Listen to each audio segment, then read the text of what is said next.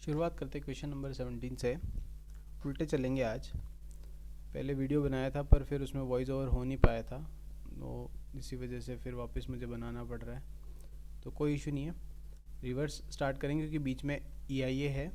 और ये जो मैं सॉलिड वेस्ट मैनेजमेंट के हैं, इसमें कुछ क्वेश्चंस EIA के हैं, बाकी क्वेश्चंस पॉल्यूशन से रिलेटेड हैं। तो इसीलिए आप लोग पूरा देखना वीडियो, और अच्छा लगे तो लाइक शेयर सब्सक्राइब कर देना, ठीक है। क्वेश्चन नंबर 70 से स्टार्ट करते। Sanitary landfill treatment is suitable when the water table is deep, rainfall is low, and sewage can be used for farming, or both of the above. There is nearby water stream. अगर पास में water stream होगी ना तो कभी भी नहीं करोगे sanitary landfill treatment. तो तुम लोग इसका मतलब फोर्थ ऑप्शन तो भूल ही जाओ। इसका मतलब वाटर टेबल डीप है और रेनफॉल कम होता है, और सीवेज जो होता है ना उसको तुम फार्मिंग में यूज़ लेते हो। तो इसका मतलब ये हो गया, सी आंसर हो गया। नेक्स्ट क्वेश्चन बात करो। Mobile phone content persistent bio accumulated toxins which includes, तो आर्सेनिक, एंटीमनी, बेरिलियम, लेड, पहला ऑप्शन। दूसरा कैडमियम, कॉपर, निकल, जिंक, ब्रोमिनेटेड फ्लेम रिटार्डेशन, सारे ही होते हैं, ऑल ऑफ देम आंसर है। मोबाइल के अंदर सारे होते हैं, इसके अंदर सारे टॉक्सिन्स होते हैं। इलेक्ट्रॉनिक वेस्ट में क्या आता है? कंप्यूटर, टेलीविज़न, माइक्रोवेव, ऑल, सारे आते हैं। इलेक्ट्रॉनिक में तो इलेक्ट्रिक और इलेक्ट्रॉनिक सारे आइटम आते हैं। आगे देखो। The technology suitable for medical waste disposal is autoclave, steam distillation, both of the above, and incineration. अपने देश में ना इंसिनरेशन ज़्यादा करते हैं, ठीक है। बाकी ऑटोक्लेव और स्टीम स्टेरिलाइजेशन सबसे बेस्ट टेक्निक है वेस्ट मेडिकल वेस्ट डिस्पोजल के। नेक्स्ट देखो। Auxiliary operation includes in solid waste treatment are collection, transport and handling, pulverization और कॉम्पैक्शन। अरे भैया ये तो एक ही साथ दे दिया, सारी की सारी सीरीज़ है। तो auxiliary operation solid waste treatment का ऐसे ही होता है, कलेक्शन करो, फिर ट्रांसपोर्ट करो, फिर हैंडलिंग करो, फिर पल्वराइजेशन और कॉम्पैक्ट। तो ऑल आंसर हो गया इसका। नेक्स्ट देखो। Next question number 65। The aerobic and thermophilic decomposition of organic matter present in refuse by microbes is called. Aerobic and thermophilic decomposition, aerobic मतलब हवा की प्रेजेंस में, थर्मोफिलिक मतलब जलाना, इसका मतलब हो गया इंसिनरेशन आंसर होगा भैया इसका। कंपोस्टिंग है ना, कंपोस्टिंग, पायरोलाइसिस, डंपिंग ये नहीं होगा, इंसिनरेशन आंसर होगा। इंसिनरेशन मतलब होता है जलाना ही होता है ना, कंट्रोल्ड कंडीशन में जलाना इंसिनरेशन कहलाता है। नेक्स्ट देखो। Solid waste decomposition in soil is mostly carried out by, solid waste composition in soil is mostly carried out by facultative bacteria, aerobic bacteria, anaerobic bacteria और माइक्रो एरोफिलिक बैक्टीरिया। तो facultative bacteria इसका answer होगा, क्योंकि facultative bacteria है जो वो nitrates में convert करता है अमोनिया को, है ना। तो वो वेस्ट को नाइट्रेट्स में कन्वर्ट करता है, तो ये आंसर होगा फैकल्टेटिव बैक्टीरिया। नेक्स्ट देखो। Hazardous chemical cause, hazardous chemical cause क्या होता है? No harms to man, little harms to man, metabolic disorder in human body, और नन ऑफ दीज। ऑब्वियस सी बात है, मेटाबॉलिक डिसऑर्डर होगा ह्यूमन बॉडी में, सी आंसर होगा। नेक्स्ट देखो 62। Waste solid waste management is best conducted by dumping, incineration, sanitary landfills और composting. हमारे देश के केस में बात करें तो इंसनरेशन आंसर होगा। सॉलिड वेस्ट मैनेजमेंट सबसे अच्छा इंसनरेशन मतलब कंट्रोल कंडीशन में जलाने से होता है क्या है, कुछ नहीं, पानी की फुहारे देते जाते हैं, जो इम्प्योरिटीज़ है वो पानी के साथ में नीचे सेटल डाउन हो जाती है, मतलब जो गैसेज होती है ना, एक्स्ट्रा गैसेज जो निकलती है उनको मतलब पानी के साथ बाहर निकाल देते हैं, और बाकी जो जलाते रहते हैं कचरे को, ये है इंसनरेशन मेनली। आगे देखो। The calorific value of India solid waste varies from, India का जो सॉलिड वेस्ट निकलता है उसकी कैलोरीफिक वैल्यू है 800 से लेके 1500 किलो कैलोरी पर किलोग्राम। फर्स्ट आंसर हो जाएगा 61 का। नेक्स्ट देखो। अब आगे भैया EIA। Which of the following statement are correct regarding environment impact assessment notification 2006।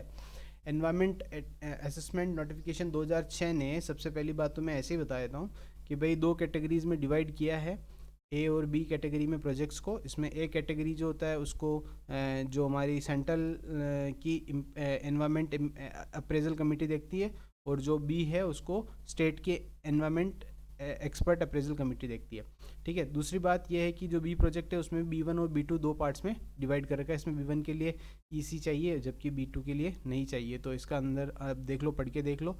It divided into two projects, two categories, A and B। A projects are assessed at national level or IAA, और expert appraisal committee और category B project assessed by the state level. तो answer तीनों हो जाएंगे A B C, तीनों answer है इसके अंदर। नेक्स्ट क्वेश्चन देखो, which of the following should be included in an environment management plan. Environment management plan के अंदर क्या इंक्लूड होता है? तो सबसे पहले तो मिटिगेशन, मिटिगेशन मतलब होता है कमी करना, न्यूनीकरण, है ना। जैसे इम्पैक्ट हो रहा है, कोई हार्मफुल इम्पैक्ट हो रहा है तो उसे कम करना मिटिगेशन कहलाता है। Compensation measures, mitigation and compensation measures for all the identified significant impact should be aligned, और financial plan of the implementing the mitigation measures should be aligned। देखो भैया, मिटिगेशन कंपनसेशन मेजर्स को भी आइडेंटिफाई करना पड़ेगा। दूसरी बात, फाइनेंशियल प्लान्स को भी आइडेंटिफाई करना पड़ेगा, क्योंकि देखो अगर एनवायरनमेंट को बचाने में ही सारे पैसे चले गए ना तो फिर वो प्रोजेक्ट कमाएगा क्या। इसीलिए दोनों बातें होती है किसमें, मैनेजमेंट प्लान में। तो EMP में दोनों बातें होती है, तो इसका आंसर हो जाएगा C, A and B both. Next देखो, which of the following statement are correct regarding public hearing in EIA। Public hearing में क्या होता है? तो पब्लिक से कंसल्टेंसी होती है, बिल्कुल सही, पहला ऑप्शन।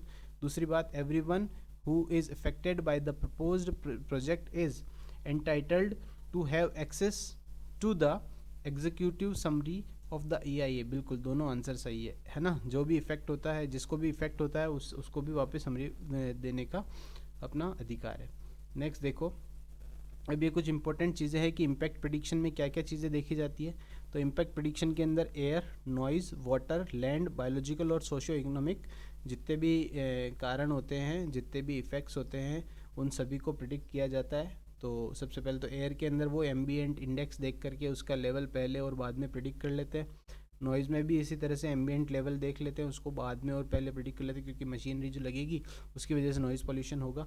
वाटर की भी क्वालिटीज़ पहले चेक कर ली जाती है, और उसके बाद में जब जो भी हमारा प्लांट लगेगा उसके बाद में कहीं वो प्लांट उसके अंदर सीवेज तो अपना इंडस्ट्रियल वेस्ट तो नहीं भेज रहा है, ये सब बातें पहले से ही प्रिडिक्ट कर दी जाती है, ताकि पहले से वाटर क्वालिटी स्टैंडर्ड चेक हो जाए, ताकि हम बाद में धोखाधड़ी ना की जा सके। इसी तरह से लैंड में भी सेम वही चीज़ है कि जो वेस्ट है उसका वो डिस्पोजल नहीं कर सकता, और अगर मान लो डिस्पोजल किसी तरह से हो रहा है तो लैंड की क्वालिटी बिगड़ेगी, तो पहले हम लोग चेक कर लेंगे तो बाद में पता पड़ जाएगा। बायोलॉजिकल के अंदर वही फ्लोरा एंड फोना का मतलब जीव जंतुओं का और पेड़ पौधों का, उनके अंदर क्या कंटामिनेंट्स आ रहे हैं, क्योंकि वो एरिया जिसके अंदर प्रोजेक्ट लगेगा वहाँ हो सकता है पोल्यूशन इम्पैक्ट इतना ज़्यादा हो कि वहाँ के जो हार्मफुल इफ़ेक्ट्स देखने को मिले, तो पहले से ही हम लोग चेक कर लेते हैं। फिर सोशो इकोनॉमिक मतलब जो वहाँ पे कम्युनिटी रह रही है उसको कोई डेमोग्राफिक चेंजेस देखने को तो नहीं मिलते हैं। ये सब इम्पैक्ट प्रिडिक्शन के अंदर आता है। नेक्स्ट देखो, impact, the impact of which of the following study under impact prediction. तो क्या क्या है, बायोलॉजिकल, नॉइज, लैंड और एयर, चारों ही सही है, चारों होते हैं इसके अंदर। नेक्स्ट क्वेश्चन देखो, EIA की हिस्ट्री। EIA जो है हमारे इंडिया के अंदर 1976 से 77 के अंदर सबसे पहले रिवर वैली प्रोजेक्ट मतलब नदी घाटी परियोजनाओं के एनवायरमेंटल कोजेस को स्टडी किया गया था, इसीलिए वहाँ से मानी जाती है। उसके बाद 1985 के अंदर ministry of environment and forest climate change उन्होंने गाइडलाइन दी थी इंडस्ट्रीज़ के लिए, स्पेसिफिक इंडस्ट्रीज़ के लिए। उसके बाद में 1986 के अंदर तो EIA के लिए बोल ही दिया था कि जितनी भी इंडस्ट्रीज़ हैं उन सबको एनवायरमेंट का सर्टिफिकेट चाहिए पहले, ताकि जब वो काम करना चालू करें तो एनवायरमेंट क्लियरेंस लेकर के ही काम करना चालू करें। तो ये EIA की नोटिफिकेशन जारी कर दी गई थी। 1994 इंपॉर्टेंट है, क्योंकि इसके अंदर EIA को मूल रूप से पारित कर दिया गया था, जिसके अंदर 32 कैटेगरियों के अंदर 32 कैटेगरी के प्रोजेक्ट्स के अंदर इंक्लूड किए गए थे। उसके बाद 2006 में क्या हुआ था, अभी मैंने बताया था आपको कि 2 कैटेगरी में डिवाइड किया था, A और B के अंदर, है ना। अगली बात, 2006 के अंदर 4 कैटेगरी बनाई थी, 4 स्टेजेस बनाए थे EIA के, जिसमें स्क्रीनिंग, स्कोपिंग, पब्लिक कंसल्टेंसी और अप्रेजल कमेटी की रिपोर्ट, ये चीज़ बात करी थी हम लोगों ने 2006 में। फिर 2011 के अंदर coastal regulation zone notification carried out through the 6 regional offices. Regional offices का क्या काम है, रीजनल ऑफिसेज मेनली क्या काम करते हैं? रीजनल ऑफिसेज पहली बात तो जो भी हमारे प्रोजेक्ट्स है जिनको स्टडी किया जा चुका है, जिनकी EIA रिपोर्ट फाइनल होकर के काम चालू हो गया है, उनको पोस्ट EIA उनको ध्यान रखना, उनको देखभाल करना कि वो लोग फॉलो कर रहे हैं रूल्स या नहीं कर रहे हैं। उसके बाद 2020 में नए रेगुलेशंस आ गए हैं, उनकी बात अलग से करी जा सकती है, यहाँ नहीं कर सकते। नेक्स्ट बात करते हैं, which of the following statement are correct regarding impact prediction in EIA। Impact prediction के अंदर क्या क्या बात होती है? तो सबसे पहले तो mapping the environmental impact of the significant aspect of the project. हाँ, हम मैपिंग ही तो करते हैं इन्वायरमेंटल इम्पैक्ट्स की, significant aspects on off the project and it's alternatives, और क्या समाधान हो सकते हैं उनकी बात भी करते हैं, एक बात है। दूसरी बात, environmental impact can be predicted with absolute certainty, सही बात है, ये क्वेश्चन आया हुआ है पहले भी, यूपीएससी में भी क्वेश्चन आया हुआ है कि एनवायरमेंट इम्पैक्ट जो है वो किस तरह से वर्क करता है, तो ये सर्टेन वर्क करता है, अनसर्टेनिटी किसी भी काम में नहीं होगी, तो ए एंड बी दोनों आंसर होगा। Next question, which of the following statement are correct about the process of scoping. Scoping में क्या होता है, तो स्कोपिंग के अंदर क्या होता है, it is a process of detailing the term of reference of EIA की डिटेल डाली जाती है, सही बात है। दूसरी बात, quantifiable impact are assessed on the basis of the factors like magnitude, prevalence, frequency and duration, हाँ सही बात है, ये सारी चीज़ें देखी जाती है कि कितना भाई कहाँ पर लगाया जाएगा, कितने पैसे लगेंगे, है ना, सारी किस सिचुएशन पर लगेंगे, सारी चीज़ें कितने टाइम के लिए लगेगा प्रोजेक्ट, ये सारी चीज़ें देखी जाती है, सही बात है। तो ए और बी दोनों आंसर सही है, सी ऑप्शन हो जाएगा हमारा सही। अगला क्वेश्चन देखो, स्क्रीनिंग क्राइटेरिया अंडर, अभी यही बात हो रही थी ना, यहाँ बात हुई थी हमने स्कोपिंग की, अब यहाँ बात करें हम लोग स्क्रीनिंग की। तो स्क्रीनिंग के अंदर क्या क्या चीज़ें आती है, तो स्क्रीनिंग के अंदर स्केल ऑफ इन्वेस्टमेंट, है ना, मतलब कितने रुपए का इन्वेस्टमेंट हो रहा है उसकी बात होगी। दूसरी बात, डेवलपमेंट का टाइप, किस तरह का डेवलपमेंट किया जाएगा, क्या बनाया जाएगा और कहाँ बनाया जाएगा, लोकेशन ऑफ डेवलपमेंट, ये तीनों चीज़ों को कैटेगराइज करके ये डिसाइड किया जाता है कि इसके अंदर EIA की ज़रूरत है या EIA की ज़रूरत नहीं है ना, और EIA में कौन सी कैटेगरी में इसको डाला जाएगा। अगली बात, which of the following phases are involve in EIA process in India, तो चार अभी बताए थे ना, उसके अंदर screening, scoping, baseline data collection, impact prediction, चारों होते हैं इसके अंदर, तो डी आंसर हो जाएगा, ए 1 2 3 4 चारों। Next question, the environmental impact assessment in India was started in which of the following year, तो 1976 से 1977 की बात थी जब रिवर वैली प्रोजेक्ट्स की बात हुई थी, ये बात समझ में आ गई होगी। एक ये इंपॉर्टेंट चीज़ जो आपको जानना ज़रूरी है कि किस लेयर के अंदर कितना टेम्परेचर होता है, क्या रेंज होती है और कौन कौन सी केमिकल स्पीसीज होती है। तो देखो भैया, 4 तरह की लेयर है, ट्रोपोस्फेयर, स्ट्रेटोस्फेयर, मीजोस्फेयर और थर्मोस्फेयर। इसका एल्टीट्यूड देख लो आप लोग, 0 से 11 किलोमीटर ट्रोपोस्फेयर है, 11 से 50 किलोमीटर स्ट्रेटोस्फेयर है, 50 से लेकर के 85 मीजोस्फेयर है और 85 से लेकर 500 किलोमीटर तक थर्मोस्फेयर होता है। ट्रोपोस्फेयर मतलब ज़मीन पर गर्मी रहेगी, 15 डिग्री एवरेज टेम्परेचर माना जाता है। फिर जैसे जैसे ऊपर जाएंगे एल्टीट्यूड पर तो टेम्परेचर कम होता जाता है। लैप्स रेट आप लोगों ने पढ़ी होगी, वीडियो में नहीं पढ़ी हो तो देख लेना, जिसके अंदर हम लोगों ने गॉसियन प्लम मॉडल की बात करी थी, वहाँ पे लैप्स रेट की बात पहले कर रखी, 3 वीडियो बना रखे हैं, उसमें देख सकते हो आप लोग। वहाँ पे टेम्परेचर कम होता है तो -56 डिग्री सेंटीग्रेड हो गया। फिर स्ट्रेटोस्फेयर में -56 से -2 डिग्री सेंटीग्रेड। मीजोस्फेयर के अंदर -2 से बहुत कम हो जाता है, -92। यहाँ स्ट्रेटोस्फेयर में एक चीज़ नोट करो कि आपका टेम्परेचर बढ़ रहा है। टेम्परेचर इसलिए बढ़ता है क्योंकि सनलाइट जब आती है तो उसके अल्ट्रावायलेट रेडिएशन को कैप्चर करके ओजोन लेयर टेम्परेचर बढ़ा देती है, तो ये स्ट्रेटोस्फेयर में टेम्परेचर बढ़ रहा है। मीजोस्फेयर में क्या होता है, वापस धीरे धीरे टेम्परेचर कम होता है तो -92 डिग्री सेंटीग्रेड तक टेम्परेचर चला जाता है। थर्मोस्फियर में क्या होता है, डायरेक्ट रेडिएशन फॉल डाउन होता है, इसीलिए टेम्परेचर बढ़ जाता है और 1200 डिग्री सेंटीग्रेड तक टेम्परेचर पहुंच जाता है। अब अलग अलग केमिकल स्पीसीज कौन कौन सी होती है, तो ऊपर वाली दोनों लेयर्स के अंदर तो पॉजिटिव आयंस होते हैं क्योंकि डायरेक्ट सनलाइट के कांटेक्ट में रहते हैं, तो इतनी ज़्यादा रेडिएशन फॉल डाउन होता है, इतनी कॉस्मिक रेज गिरती है कि इनके अंदर से आयंस निकल जाते हैं, तो ये तो आयनिक लेयर है जिसके अंदर आपको पॉजिटिव आयंस देखने को मिलेंगे। स्ट्रेटोस्फेयर में ओजोन होती है, बाकी जो नॉर्मल गैसेज हैं जो कॉमनली फाउंड होती है नेचर के अंदर, ये सारी है nitrogen, water vapours, carbon dioxide और ऑक्सीजन। ठीक है, अब इससे रिलेटेड क्वेश्चन आएगा आपके पास में, इसीलिए ये पढ़ाया आपको। देखो जी, ये है the compound essential for the process of photosynthesis has this element. देखो भाई, फोटोसिंथेसिस के अंदर क्या यूज होता है, क्लोरोफिल, तो क्लोरोफिल में कौन सा पिगमेंट होता है, तो मैग्नीशियम एलिमेंट पाया जाता है ना। दूसरी बात, हमारी बॉडी के अंदर अगर बात करते तो हमारी बॉडी के अंदर होता है हीमोग्लोबिन, हीमोग्लोबिन में कौन सा मेटल होता है, तो बात करेंगे आयरन की। ठीक है, ये चीज़ इंपॉर्टेंट है, ये याद रखनी है अपने को। Next question, the coldest region of the atmosphere is, अब ये आ गया ना वो वाली टेबल की बात कि सबसे ठंडा कौन सा था, तो ट्रोपोस्फियर में टेम्परेचर था 15 से लेके -56 डिग्री सेंटीग्रेड। फिर उसके बाद में आपके पास में आता है कौन सा, स्ट्रेटोस्फियर में था कौन कितना, -2 degree centigrade, sorry -56 degree centigrade से टेम्परेचर बढ़ करके -2 डिग्री सेंटीग्रेड तक पहुंच गया था। फिर उसके बाद में बात करते हैं मीजोस्फीयर की। मीजोस्फीयर के अंदर टेम्परेचर कितना हो गया था, तो मीजोस्फीयर में टेम्परेचर हो गया था -2 डिग्री से -92 डिग्री सेंटीग्रेड। और जो थर्मोस्फीयर आउटर स्फीयर है वहाँ पे तो 1200 डिग्री तक चला गया था। तो इसका मतलब आंसर होता है हमारा कौन सा, मीजोस्फीयर, जिसके अंदर टेम्परेचर -92 डिग्री सेंटीग्रेड तक चला जाता है। आ जाओ भैया नेक्स्ट।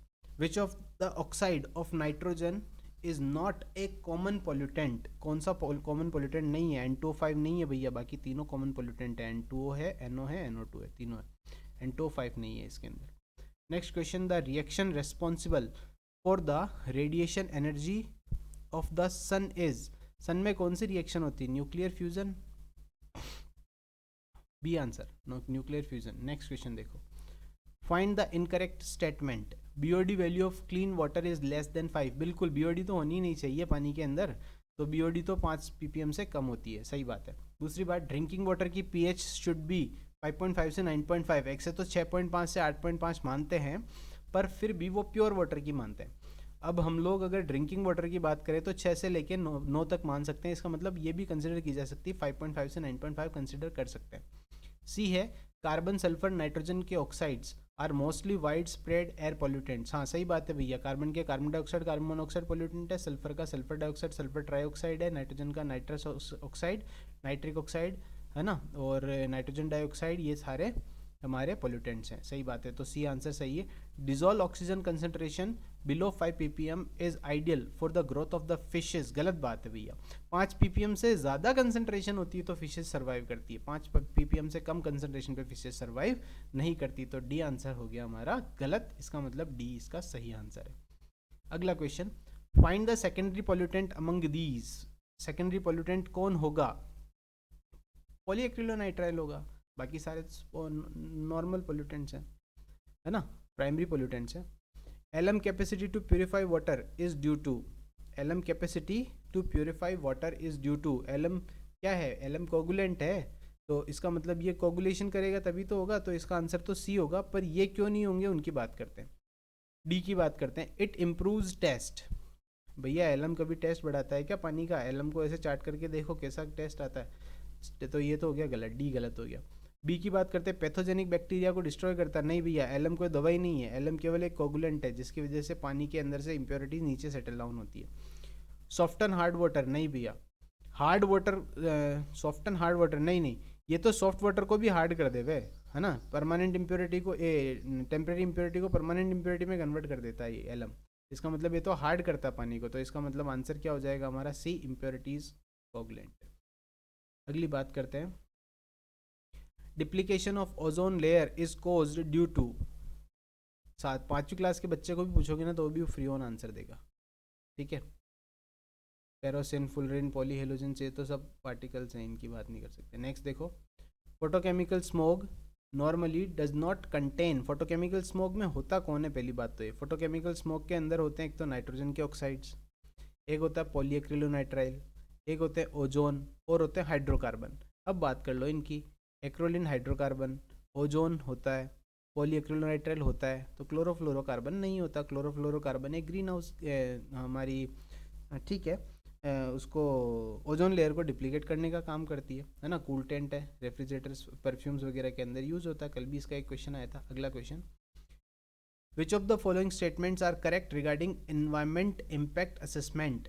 सबसे पहला question, it is a process that is use to assess the environmental consequences of any project. सही बात है, एनवायरमेंट कॉन्सिक्वेंसेज किसी भी प्रोजेक्ट का ये बताता है। दूसरा, it is A regulatory process which originated in US। बिल्कुल, नेपा के थ्रू इसने सबसे पहले 1970 के अंदर 1 जनवरी 1970 को US ने सबसे पहले EIA निकाला था। उसके बाद ऑस्ट्रेलिया और न्यूजीलैंड ने 1973-74 के अंदर इसको फॉलो किया था, तो ये सेकंड वाला भी सही है। In India it is